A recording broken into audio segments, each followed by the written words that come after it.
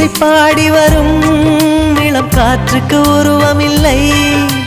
காற்றலை இல்லை என்றால் ஒரு பாட்டொலி கேட்பதில்லை. ஒரு கானம் வருகையில் உள்ளம் கொள்ளை போகுதே, ஆனால் காற்றின் முகவரி கண்கள் அறிவதில்லையே. இந்த வாழ்க்கையே ஒரு தேடல் தான், அதை தேடி தேடி தேடும் மனது தொலைகிறதே.